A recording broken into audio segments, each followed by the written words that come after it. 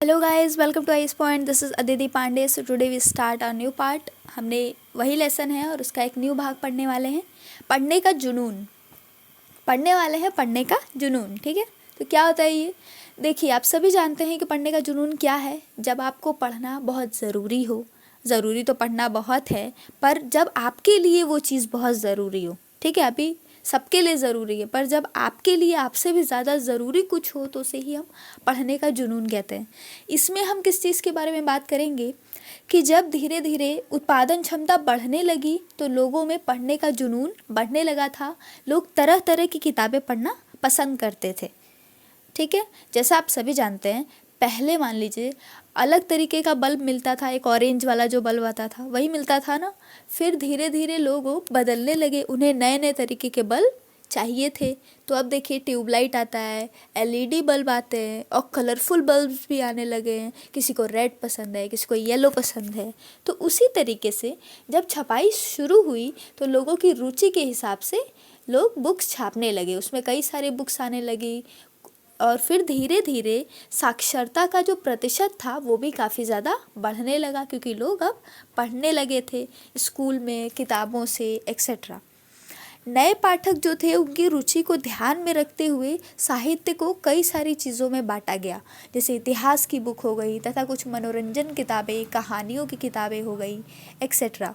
और फिर धीरे धीरे पत्रिकाओं का छापन भी शुरू हुआ, जो कि मासिक या फिर एक माह में एक बार आने वाली होती थी। तो वो जो पत्रिकाएं होती थी वो केवल कोई एक नॉलेज तो नहीं इंक्लूड करेंगी, वो कई सारी नॉलेज को लिए रहती थी। जैसे कि कुछ मनोरंजन की नॉलेज हो गई, कुछ न्यूज़ हो गया, कुछ आर्टिकल्स हो गए, कुछ कहानियाँ, कुछ चुटकुले एक्सेट्रा। धीरे धीरे पत्रिकाओं के प्रकाशन के साथ नई नई नॉवेल्स, उपन्यास, ये सब चीज़ें भी छपने लगी थी। तथा इनसे क्या हुआ कि लोगों में जो अज्ञान था ना, वो धीरे धीरे कम हो रहा था और वो ज्ञानी हो रहे थे, यानी और भी ज़्यादा तार्किक होते जा रहे थे। अब देखिए क्या लिखा है, दुनिया की जालिमों अब हिलोगे तुम। ये लाइन क्या है? तो चलिए इसे एक्सप्लेन करते हैं। 18वीं सदी में ये एक आम विश्वास बन चुका था कि किताबें ही वो ज़रिया है जिनके मतलब एक मान लीजिए किताबें ही वो राह है जिन पे चल के आप प्रगति के राह पे चल सकेंगे, यानी आपकी प्रगति हो सकेगी। क्यों? क्योंकि और इससे दुनिया में परिवर्तन भी हो सकेगा, क्योंकि इससे कई सारे अंधविश्वास, निरंकुशवाद, इन चीज़ों को बदलने का इंसान के अंदर जुनून आएगा। इंसान के अंदर इन चीज़ों को बदलने की क्षमता विकसित होगी तथा वो चाहेगा कि वो इन चीज़ों को बदल सके। विवेक और बुद्धि का जब राज होगा तो 18वीं शताब्दी में फ्रांस के एक उपन्यासकार थे जिनका नाम था लुई सेबेस्तिये और लुई सेबेस्तिये मेर्सिये। इन्होंने घोषणा की कि जो छापा खाना है वो प्रगति का एक सबसे ताकतवर औजार है। इससे बन रही जनमत की आंधी में निरंकुशवाद उड़ जाएगा। जनमत की आंधी से एक्सप्लेन किया गया है कि इससे जो किताबों का ज्ञान मिल रहा है ना सबको, उनसे उनके अंदर तार्किक और सवालिया जो लक्षण है वो उत्पन्न होंगे, जिससे वो बुरी चीज़ों का विरोध करेंगे। पुस्तकें हमें क्या सिखाती हैं बताइए? जो ज्ञान है वो तो हमें देती ही हैं, लेकिन उससे पहले आपको ज्ञान सिखाता है सही और गलत के बीच में अंतर करना। ये सिखाता है कि क्या सही है और क्या गलत है। अगर आप यही नहीं डिसाइड कर पा रहे हैं कि कौन सी चीज़ सही है और कौन सी चीज़ गलत है, गलत के खिलाफ उंगली नहीं उठा पा रहे हैं, सही का साथ नहीं दे पा रहे हैं, तो ज्ञान का फिर क्या फ़ायदा? तो फिर ऐसा ज्ञान किस काम का जो कि समाज की बुराइयों को, आपके अंदर की बुराइयों को दूर ही न कर सके, उस ज्ञान का क्या फ़ायदा? जैसे अगर आप ज्ञानी हैं और आप बहुत सारी कुरीतियों को अभी भी मानते हैं, तो फिर क्या फ़ायदा उस ज्ञान का? उस ज्ञान का कोई महत्व नहीं रह जाएगा अगर आप आज भी किसी अंधविश्वास पे चल रहे हैं या किसी कुरीति को मान रहे हैं। मुद्रण संस्कृति और फ्रांसीसी क्रांति। बहुत से जो इतिहासकार हैं वो ये मानते हैं कि मुद्रण संस्कृति ही फ्रांसीसी क्रांति को शुरू करने का एक पथ थी, एक औजार थी। यानी अगर मुद्रण संस्कृति नहीं हुई होती ना, तो फिर फ्रांसीसी क्रांति भी नहीं होती। क्यों? इसके कई सारे तर्क भी देखने को मिले हैं, तो आइए उन तर्कों पर थोड़ी सी विचार विमर्श किया जाए।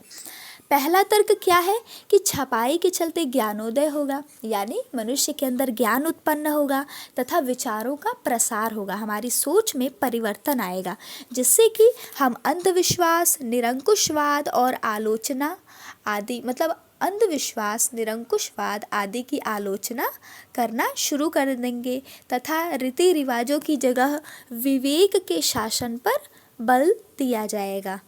तो इन सब के कारण मनुष्य यानी कि सभी ने बुरी चीज़ों के ऊपर उंगली उठाना स्टार्ट कर दिया कि हम ये चीज़ें नहीं सहेंगे, ये जो हो रही है समाज में गलत हो रही हैं, इन्हें नहीं होना चाहिए, तथा मनुष्य अधिक सवालिया और तार्किक नज़रिए से दुनिया को देखने लगा। सवालिया मतलब होता है सवाल करना, अगर ये अच्छी चीज़ हो रही है तो ये क्यों हो रही है, किस वजह से हो रही है, क्या ज़रूरत थी इसकी होने की, और ये क्या इसे और अच्छा बनाया जा सकता है, और अच्छा बनाया जा सकता है तो किन किन चीज़ों के द्वारा इसे अच्छा बनाया जा सकता है। ये सारे होते हैं सवालिया और तार्किक स्वभाव।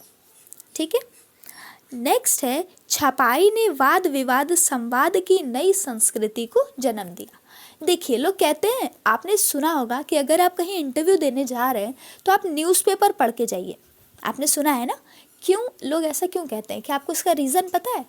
देखिए, अगर आप न्यूज़ पढ़ के जाएंगे ना तो आपके माइंड में कुछ हो ना हो करंट में देश में चल रही चीज़ें तो रहेंगी, क्योंकि आपने न्यूज़पेपर पढ़ा है। अगर मान लीजिए बजट वाले दिन ही आप कहीं बाहर जाते हैं किसी अनजान आदमी से इंटरव्यू में, तो आप अपने घर वालों से तो मिलने जाएंगे नहीं, अनजान ही लोग हैं आपके सामने। अगर आप न्यूज़पेपर पढ़ के जाएंगे तो आपको करंट का तो पूरा ध्यान है कि करंट में क्या चल रहा है। अगर आप किसी से कम्युनिकेट यानी बातें करने जा रहे हैं तो आपके पास कोई टॉपिक होना चाहिए जहाँ से आप बातें शुरू कर सकें। वो टॉपिक एक वाजिब होना चाहिए। अगर आप प्रोफेशनल हैं तो प्रोफेशनल टॉपिक्स होने चाहिए, पर्सनल बात करने जा रहे हैं तो कुछ पर्सनल टॉपिक्स होने चाहिए।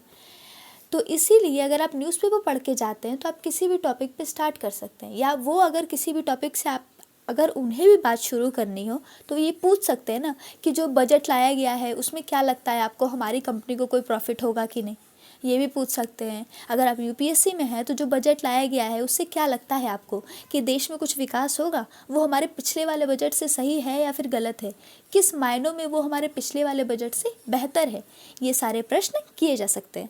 तो उसी तरीके से जब हमारे पास कोई ज्ञान रहता है तो ही हम तर्क और वितर्क कर सकते हैं, किसी से संवाद कर सकते हैं, किसी से डिस्कशन कर सकते हैं। यदि दो शांत लोग हैं जिनके पास कोई टॉपिक नहीं है तो वो कहाँ से एक दूसरे से संवाद करेंगे और किस बात पे करेंगे? कोई ना कोई बात तो होनी ही चाहिए। तो ज्ञान से हमारे अंदर वाद विवाद और संवाद की जो संस्कृति थी उसका जन्म हुआ। इसी संस्कृति के कारण जनता के बीच बहस इत्यादि शुरू हुआ तथा तर्क की ताकत से परिचित यह नई पब्लिक धर्म और आस्था को लेकर प्रशांकित करने का मोल समझ चुकी थी। ये धर्म और आस्था आदि पे भी तर्क करने लगे थे। सार्वजनिक दुनिया से सामाजिक क्रांति के नए विचारों का सूत्रपात हुआ था। तीसरा तर्क क्या है? 1780 के दशक तक राजशाही और उसकी नैतिकता का मजाक उड़ाने वाले साहित्य का ढेर लग चुका था। इस प्रक्रिया में सामाजिक व्यवस्था को लेकर कई सारे सवाल खड़े हुए। कार्टून और क्रिएचर्स यानी व्यंग चित्रों ने यह भाव उभरता था कि जनता तो मुश्किलों में फंसी है, जबकि राजशाही लोग भोग विलास में डूबे हुए हैं। भूमिगत घूमने वाले इस साहित्य ने लोगों को राजतंत्र के खिलाफ भड़काया। तो ये कुछ 3 तर्क हैं जो बताते हैं कि मुद्रण संस्कृति कहीं ना कहीं आवश्यक थी फ्रांसीसी क्रांति के लिए। तो हम अपना लेक्चर अभी यहीं पे स्टॉप कर रहे हैं, कल हम इसके आगे से कंटिन्यू करेंगे। अगर आपको कोई डाउट है तो प्लीज़ आप कमेंट सेक्शन में लिख सकते हैं, कोई क्वेश्चन है तो आपसे पूछ सकते हैं, या कुछ अलग जानना है या कुछ पूछना हो या कहीं से कुछ भी पूछना हो तो आप उससे पूछ सकते हैं। और हाँ, अगर आपको वीडियो अच्छा लगा हो तो प्लीज़ लाइक कीजिएगा, हमारे चैनल को सब्सक्राइब कीजिएगा and thank you so much for watching.